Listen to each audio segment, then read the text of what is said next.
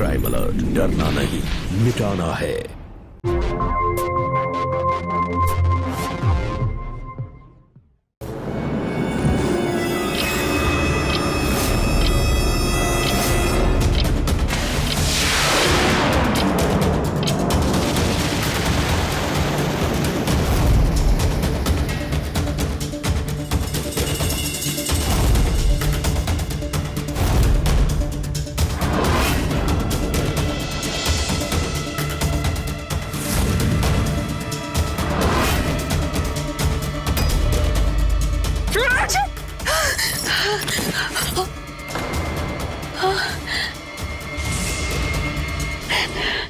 रात के 2 बजे सोती हुई एक औरत के कमरे में सिर्फ उसका पति प्रवेश कर सकता है, लेकिन यहां जिस तरह से आदमी कमरे में दाखिल हुआ उससे साफ जाहिर हो रहा है कि ये उसका पति नहीं, कोई और है। आखिर कौन है ये शख्स और इस तरह कमरे में आकर एक सोती हुई औरत के साथ ऐसी घिनौनी हरकत करने की उसकी हिम्मत कैसे हुई? और यही नहीं, इस कमरे में एक दूसरा शख्स भी मौजूद है। आखिर क्या है इस घटना का सच? ये जानने के लिए आइए चलते हैं कुछ समय पहले।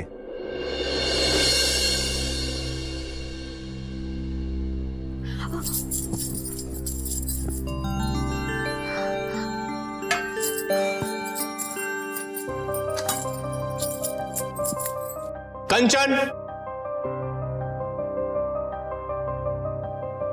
कंचन कितना टाइम लगाओगी? जी आई।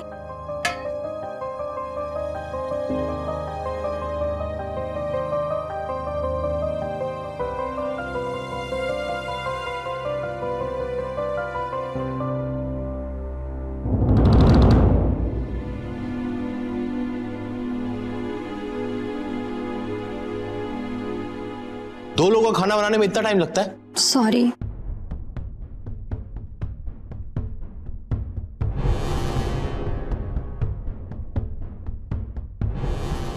कैसे सर्व कर रही हो? कहां ध्यान है तुम्हारा? सॉरी। हर बात पे सॉरी, सॉरी के अलावा कुछ आता है? बेटा जरा ध्यान लगा के काम किया करो। जी माँ जी।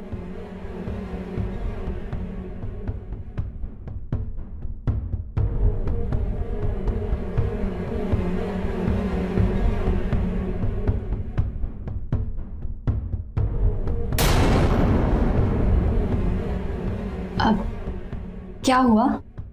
हाथ आगे करो। हाथ आगे करो कंचन।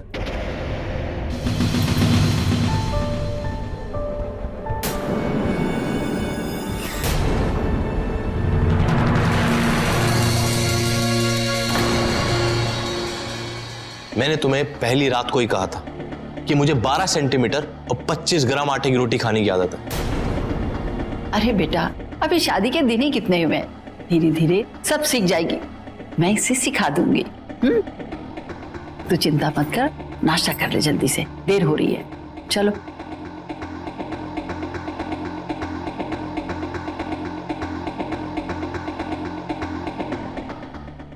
इंजीनियर है ना मेरा बेटा, हर चीज नाप तोल के इस्तेमाल करने की आदत है इसकी। ये बचपन से ही ऐसा है। मैं भी इसके लिए 12 सेंटीमीटर की रोटी बनाती हूं। तुम भी बेटा सब सीख जाओगे, मैं तुम्हें सब सिखा दूंगी। देखिए बेटा ज्यादा तो नहीं लगा? बहू जाकर बर्फ लगा लो, मैं बाद में नाश्ता कर लूंगी।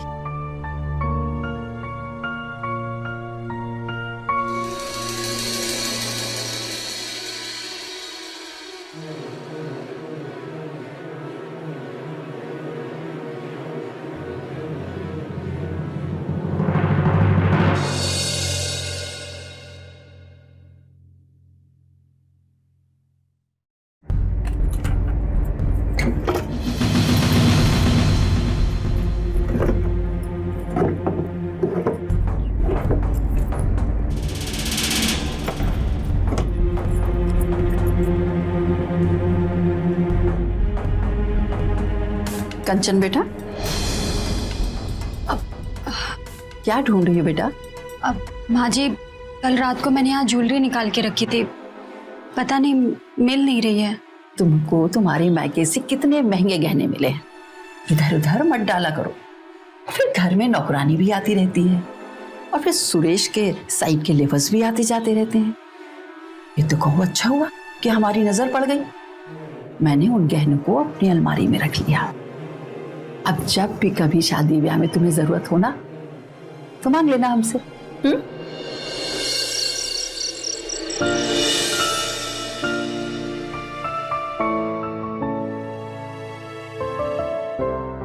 कितने सुंदर बाल हैं तुम्हारे।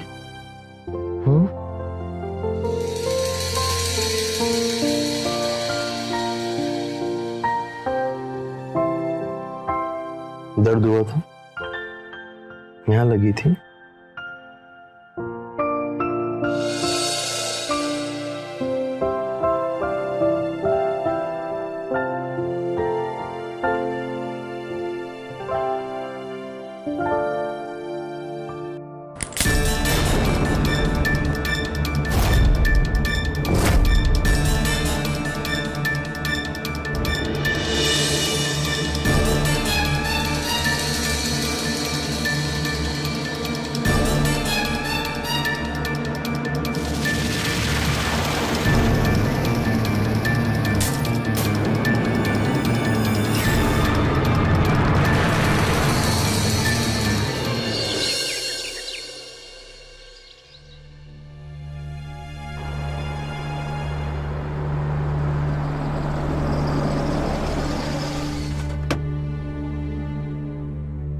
Good morning sir.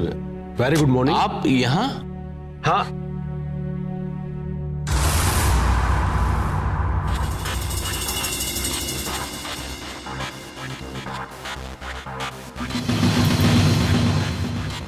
लगता है भाभी जी को लेकर बाहर जा रहे हो। हाँ सर, वो कंचन को उसकी माँ के घर लेके जा रहा था। अरे हाँ, वो कोटा वाले प्रोजेक्ट की जो फाइल है ना, वो मुझे दे दो और मैडम को छोड़कर आने के बाद में साइट पर आ जाना, क्योंकि आर्किटेक्ट के साथ मीटिंग है। ठीक है सर, मैं अभी लेकर आता हूँ। भाभी जी, कॉन्ग्रेचुलेशन। भाभी जी, आप सोच रही होंगी कि मैं आपको कॉन्ग्रेचुलेट क्यों कर रहा हूं। सच बताऊं, सुरेश बहुत लकी है कि उसको आप जैसी खूबसूरत बीवी मिली है।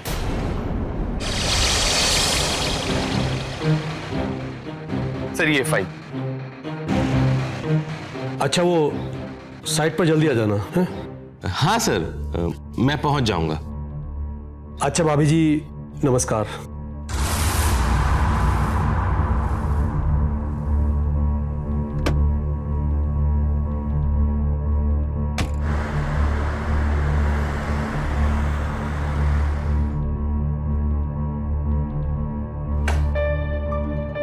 बैठो।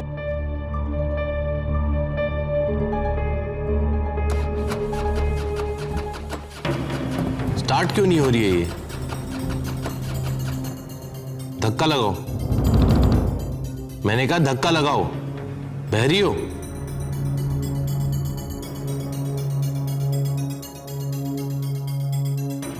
लगाओ।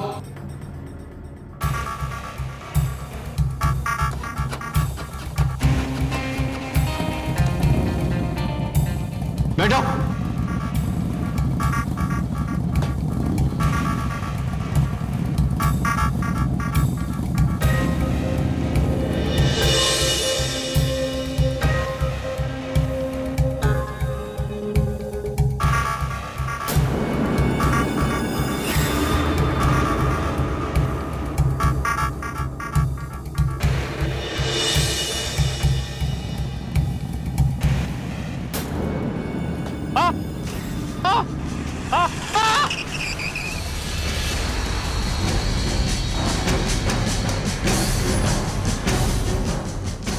अरे अरे अरे अरे, तुम तो गिर गई। अगर बाइक पे बैठने की तमीज नहीं है तो अपने बाबूजी को बोलकर गाड़ी ले दो ना एक। चलो।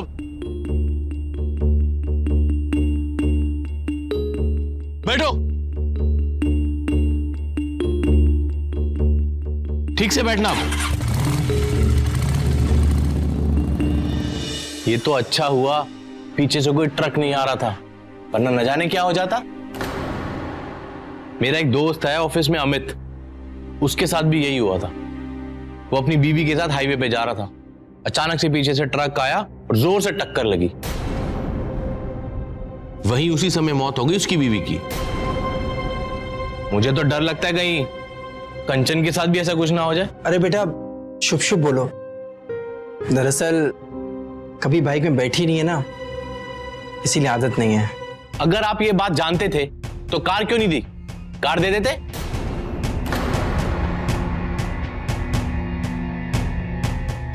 मैं खाने के लिए कुछ लेकर आती। नहीं थैंक यू, मुझे भूख नहीं है। वैसे मुझे लेट हो रहा है, मुझे साइट पर जाना है।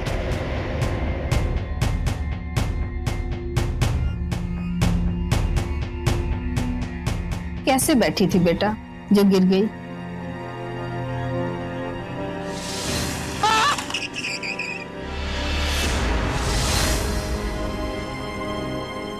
पता नहीं माँ।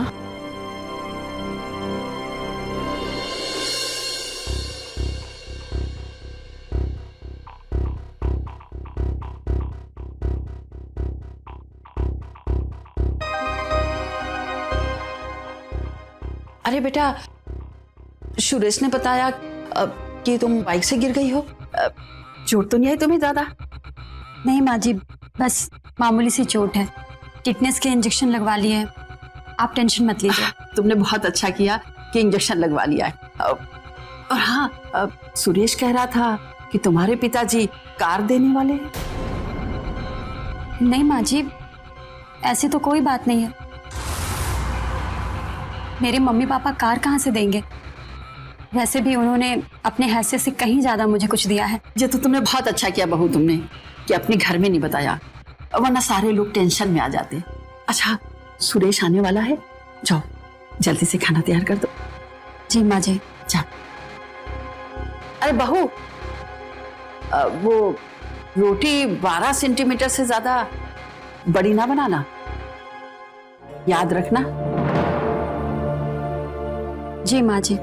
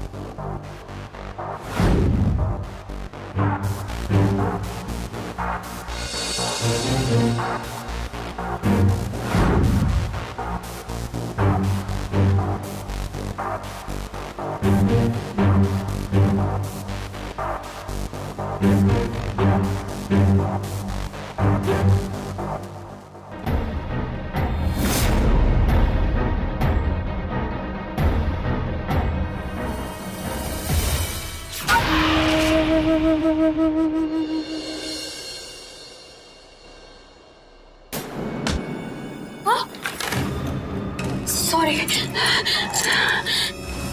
सॉरी। क्या है ये? क्या करते हो बेटा? उसकी क्या गलती है? हाँ, क्यों नाराज हो रहे? अरे भाई, तुमने फर्श में टाइल्स ऐसे लगाए हैं कि जरा सी चप्पल गीली हुई और स्लिप कर गई।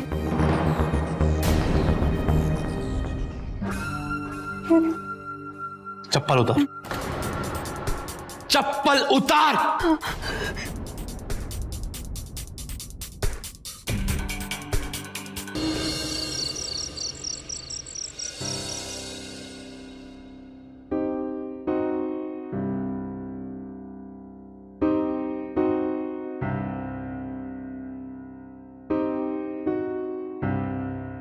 बैठ बैठ।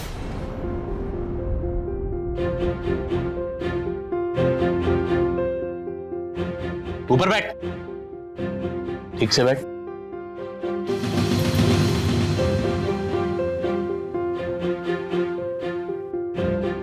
एक्सेल शीट तुम्हारे लिए। पकड़ पकड़।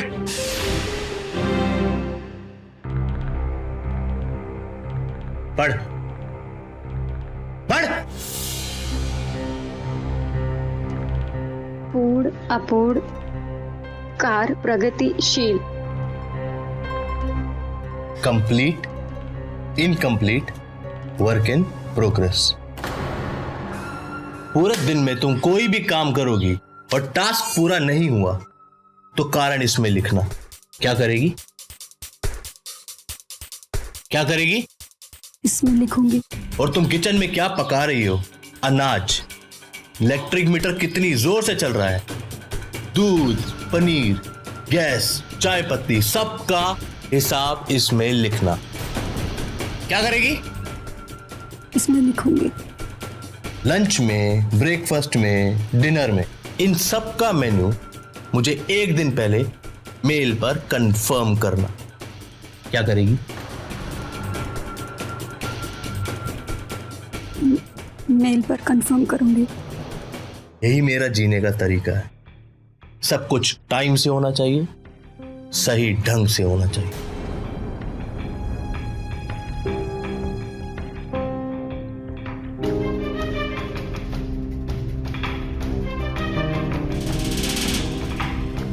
इधर देख।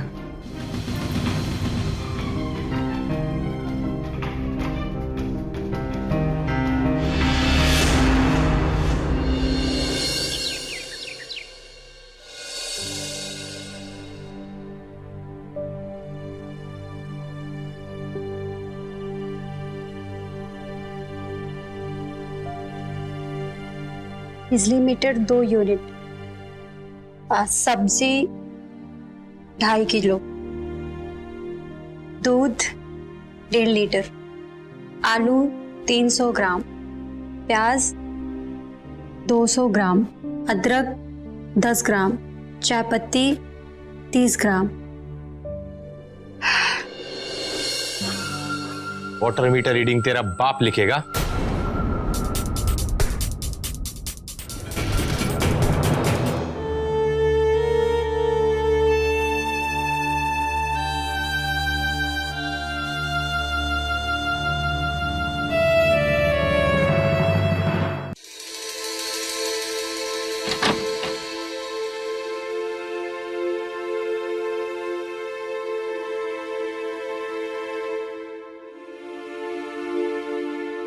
कंचन,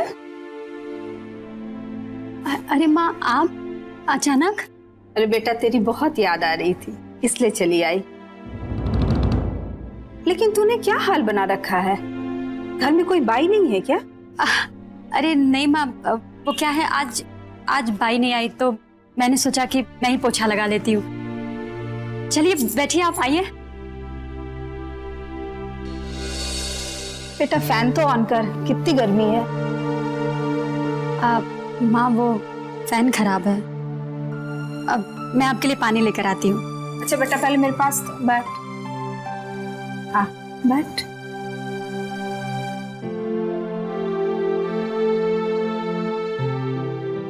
तुझे तो बहुत तेज बुखार है, दवा ली तूने?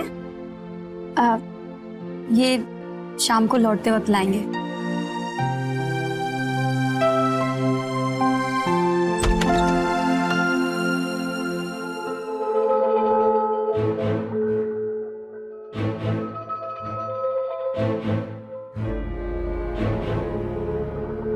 कुछ लाई हो अपनी बेटी के लिए या खाली हाथ चली आई?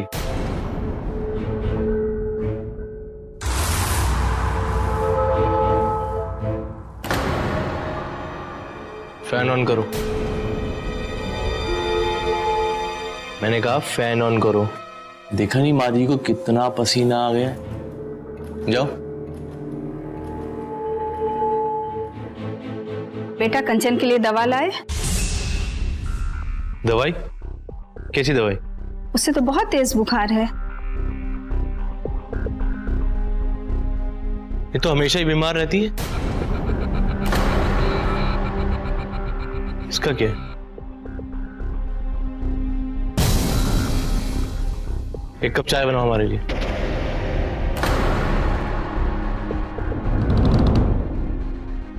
एक कप चाय बना के लाओ। एक कप चाय, जल्दी।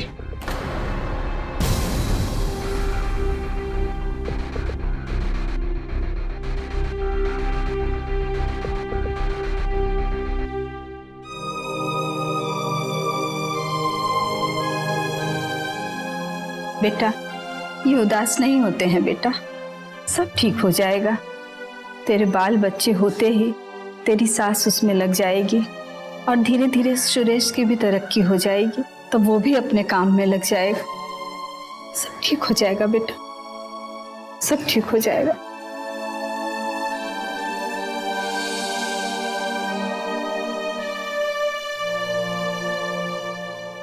सुरेश मानसिक रूप से एक विकृत इंसान था और उसकी सनक दिन ब दिन बढ़ती ही जा रही थी, और कंचन उसकी हर सनक को अपना पत्नी धर्म समझकर सहती जा रही थी। उसकी मां शोभा और पिता कमलनाथ भी कंचन की हालत देख उसे यही समझाते रहे कि बेटी धीरे धीरे सब ठीक हो जाएगा। मां बाप की ये झूठी तसल्ली कंचन के चारों ओर एक ऐसा जाल बुन रही थी कि जिससे बाहर निकलना कंचन के लिए मुश्किल होता जा रहा था। कंचन के माँ बाप यदि समय रहते सचेत हो जाते और उसे झूठी तसल्ली देने की बजाय उसका कोई सही रास्ता निकालते, तो कंचन उस भयानक पीड़ा से बच जाती जो सुरेश अब उसे देने वाला था।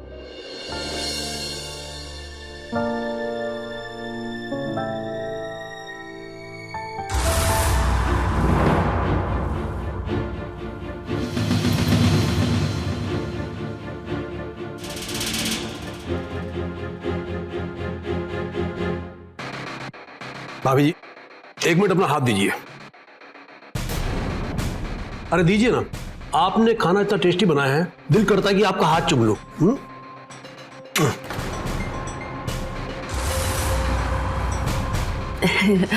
जब से कंचन घर में आई है ना, हम तो होटल जाना ही भूल गए। ऐसा टेस्ट कहीं मिलता ही नहीं है।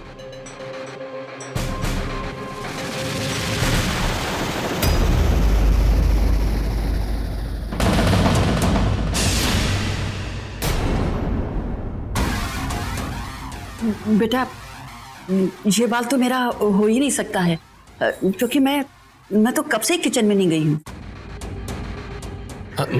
सर अब खाना कीजिए ना, मैं 1 मिनट आता हूँ।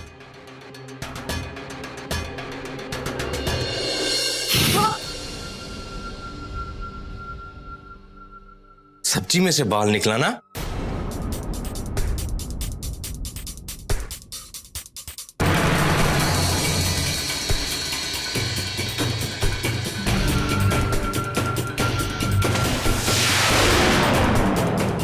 आज के बाद कोई भी गलती करी तो तेरे सारे बाल काट दूंगा और कंचा कर दूंगा, समझी?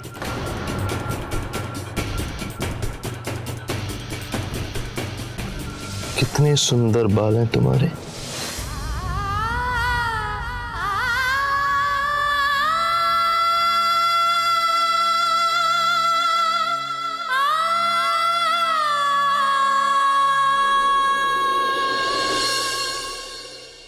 हाँ सुरेश, कहाँ पर हो तुम? अभी तक साइट पर नहीं पहुंचे हो? मैं तुम्हारा कब से इंतजार कर रहा हूँ। हाँ बस अभी निकल ही रहा हूँ सर, टैक्सी लेकर पहुंचता हूँ मैं फटाफट। सुरेश, कब तक टैक्सी बाइक से चलते रहोगे? अपने प्रमोशन की कोशिश करो। और जूनियर इंजीनियर तुम कब तक रहोगे? एक बार प्रमोशन हो गया ना, गाड़ी बंगला सब कुछ आ जाएगा। सर मैं भी यही चाहता हूँ, आप ही कोई रास्ता दिखाओ ना सर। 50 लाख का रेट चल रहा है और ऐसे मौके बार बार नहीं आते। एक काम करो, मैं रास्ते में हूँ, मैं तुम्हारे घर पर आ रहा हूँ, तुम तैयार हो जाओ। ठीक है सर, मैं गेट पर मिलता हूँ सर। हाँ ओके।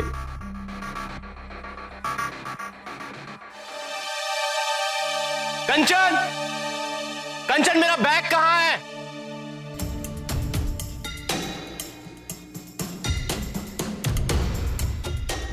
जी।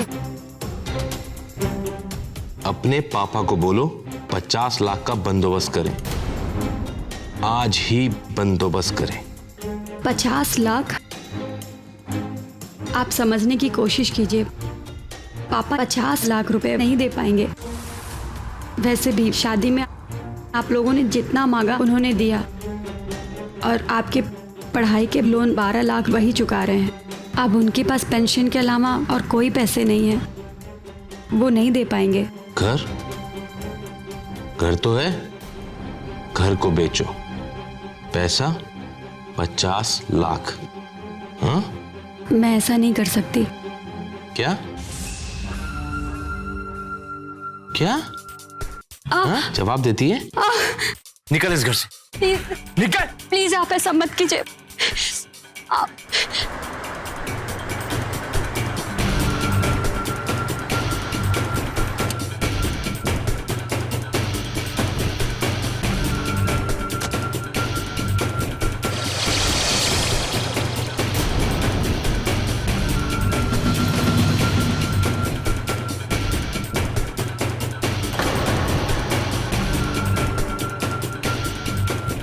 चले। चलिए सर। सर भिखारियों के परिवार में फंस गया हूं मैं। इंजीनियर दामाद के लिए तो लोग करोड़ों खर्च कर देते हैं और इनकी जेब से 50 लाख भी नहीं निकल रहे। सुरेश, तुम्हें किसी से पैसे मांगने की क्या जरूरत है? तुम्हारे पास जो तिजोरी है ना, उससे तुम कुछ भी कर सकते हो। समझ रहे हो ना मैं क्या कह रहा हूं? अच्छा एक बात बताओ, डिनर पर कब बुला रहे हो?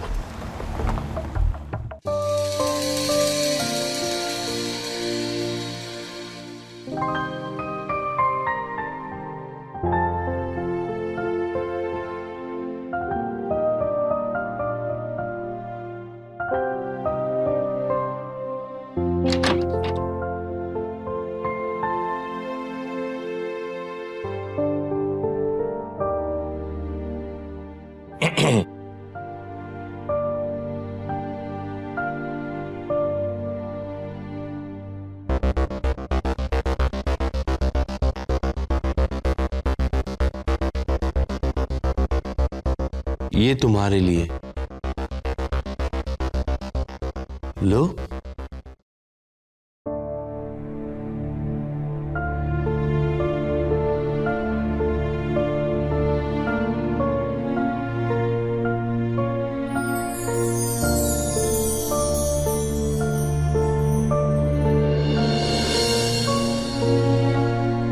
साड़ी बहुत सुंदर है।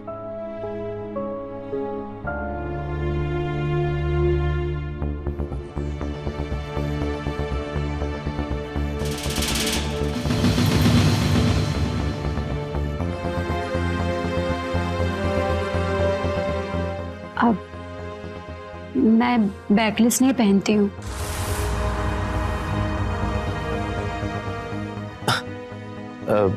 रात को मेरे बॉस आ रहे हैं खाने पर। तुम यही साड़ी पहन के अच्छे से तैयार होना। अभी जाके खाने की तैयारी करो।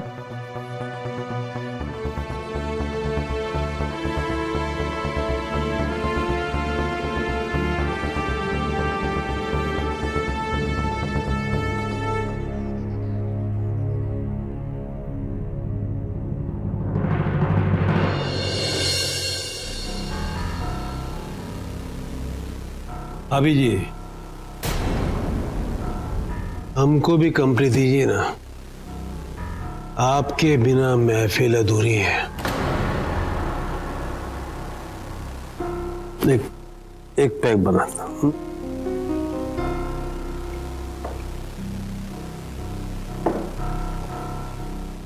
ये लीजिए।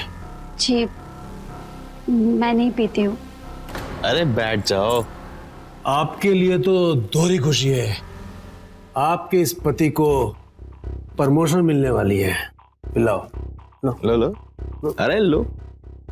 अरे ले लो। लो लो लो। एक बार में, एक बार। ये लो भाभी जी को एक पैग और दो। ये लो, तुम ही अपने हाथ से पिलाओ। प्लीज। अरे एक दो ड्रिंक से कुछ नहीं होता। P low P low P low. एक बार में पी जाओ, पी जाओ, पी जाओ। P low P low.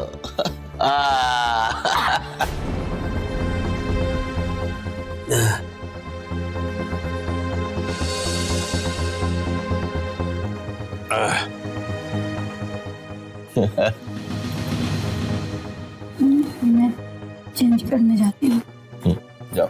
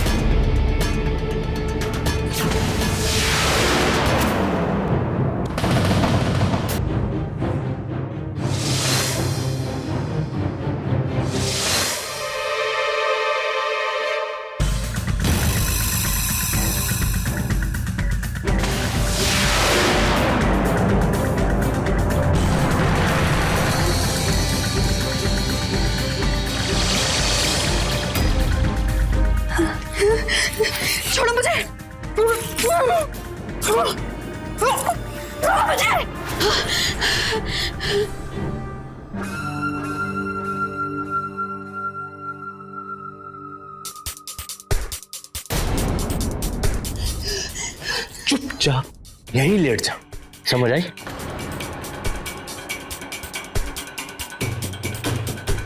Sir अब ये कुछ नहीं गई, मैं बाहर से कुंडी मार देता हूं।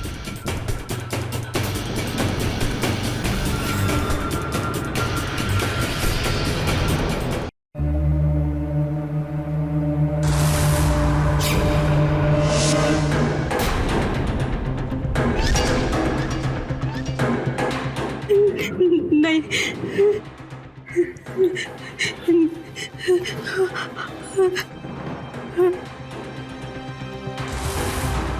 नहीं,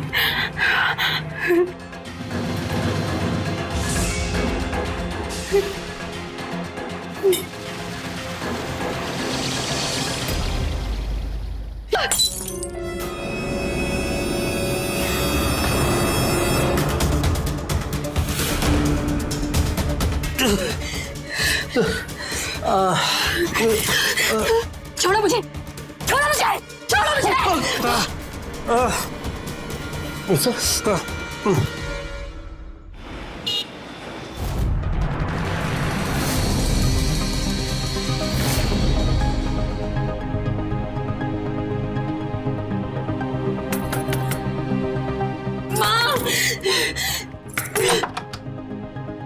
कंचन, क्या हुआ बेटा? कंचन, क्या हुआ बेटा? क्या हुआ? बोलो, रो क्यों रही हो बेटा? बोल, क्या हुआ तेरे साथ? अरे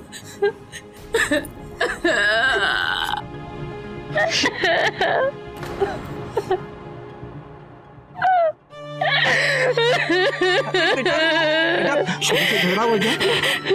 बेटा बोलो, सूरज घर में झगड़ा हुआ क्या? अंदर अंदर ले चल, चल बेटा अंदर, रो मत। चल, चिंता मत करो बेटा, सब ठीक हो जाएगा। हाँ बेटा, तेरी माँ बिल्कुल सही कह रही है, तुझे कुछ नहीं होगा, हम लोग हैं ना साथ तेरे।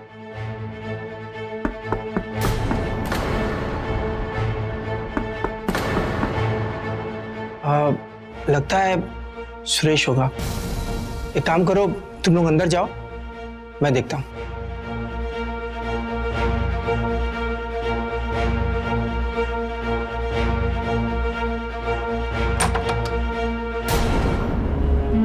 इंस्पेक्टर साहब, आप? जी, मिस्टर सुरेश ने ये रिपोर्ट लिखवाई है कि उनकी पत्नी ने उनके बॉस पे जानलेवा हमला किया है और घर से काफी रुपए पैसे लेकर भागी है। बताइए कहाँ है वो? इंस्पेक्टर साहब, कंचन यहाँ नहीं आई है। अभी पता चल जाएगा। हवलदार, पूरे घर की अच्छे से तलाशी लो। अरे उधर भी देखो। अरे इंस्पेक्टर साहब, मैं कह रहा हूँ कंचन यहाँ पर नहीं आई है। मुझे पता है कंचन कहाँ है। इंस्पेक्टर साहब, आपको जरूर कोई गलत रिपोर्ट मिली होगी, कंचन यहाँ नहीं है। सर, पूरा घर ढूंढ लिया लेकिन कंचन कहीं नहीं मिली। देखा, मैं कह रहा हूँ वो यहाँ नहीं है।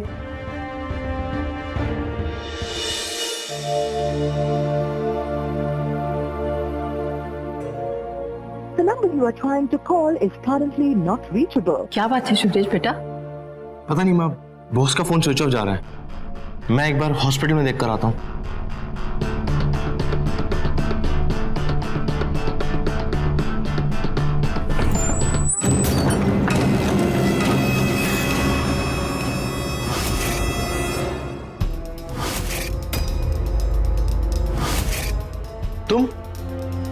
तुम यहाँ कैसे?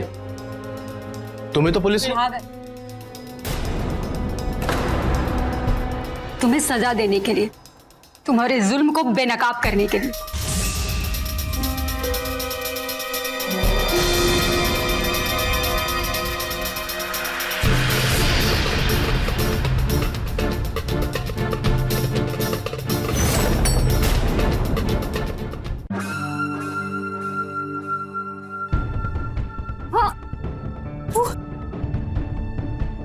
तू बेनकाब करेगी हैं? तुम इतने नीच आदमी निकलोगे मैंने जिंदगी में नहीं सोचा था। मैं तुम्हारे जुल्म को सिर्फ इसलिए सहती रही क्योंकि मेरी माँ कहती रही कि एक ना एक दिन सब कुछ ठीक हो जाएगा, लेकिन तुमने अपने प्रमोशन के लिए मुझे अपने बॉस के सामने कर दिया। छी। और इस घिनौनी साजिश में तुम्हारी ये माँ भी शामिल थी, जिसे मैं जिंदगी भर माँ माँ कहती रही।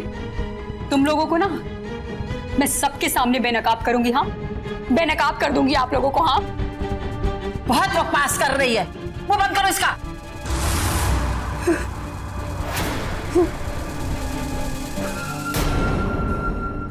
बताएगी तब ना जब तू यहां से जिंदा जाएगी। अगर मेरे प्रमोशन के लिए एक रात तू मेरे बॉस के साथ सो जाती तो तेरा क्या जाता है? अब तेरी लाश को ऐसी जगह गायब करूंगा कि पुलिस भी ना ढूंढ पाए। ले, इसे जला दे।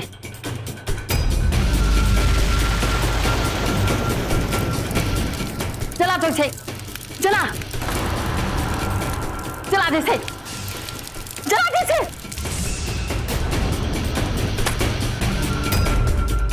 मुझे बेनकाब करेगी? ऐसा मत करिए आप लोग, प्लीज प्लीज ऐसा मत करिए।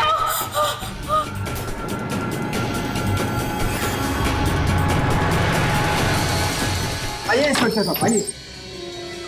सुरेश, रुक जाओ, रुक जाओ। कंचन, कंचन बेटा, उठ, उठ। हाँ? क्या कर रहे थे तुम? हाँ, क्या कर रहे थे इसके साथ? कंचन, तुम ठीक हो ना? हाँ?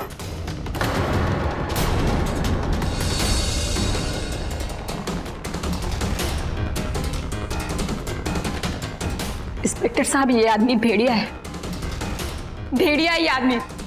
इस आदमी ने अपने प्रमोशन के लिए मुझे अपने बॉस के सामने कर दिया। ये आदमी जीने के काबिल नहीं है। मैडम, इसे कड़ी से कड़ी सजा मिलनी चाहिए, कड़ी से कड़ी सजा मिलनी चाहिए इसे। इंस्पेक्टर साहब, ये झूठ बोल रही है। इंस्पेक्टर साहब, कैमरे वाला पेन है,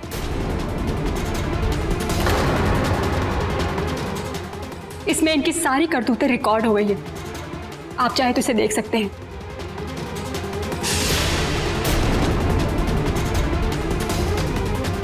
बहुत शौक है ना तुम्हें प्रमोशन का? अब देख मैं तेरा डिमोशन कैसे करता हूं। चलो उसे मिलने के आओ, चल।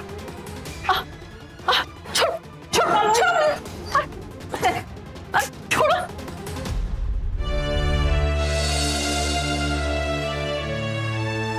कंचन बेटा, तो ठीक तो है ना?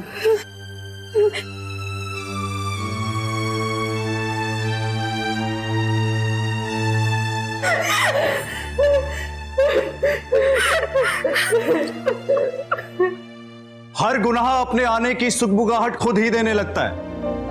जरूरत है हमें अपनी आंख और कान खुले रखने की। जुर्म की पहली दस्तक पर ही यदि हम सचेत हो जाए तो जुर्म कभी ना पनपने पाए। किसी भी जुर्म को चुपचाप सहते रहना और उसका विरोध ना करना भी एक जुर्म है। कंचन ने अगर अपने पति के अत्याचारों के खिलाफ पहले ही आवाज उठाई होती तो बात इस हद तक ना जाती।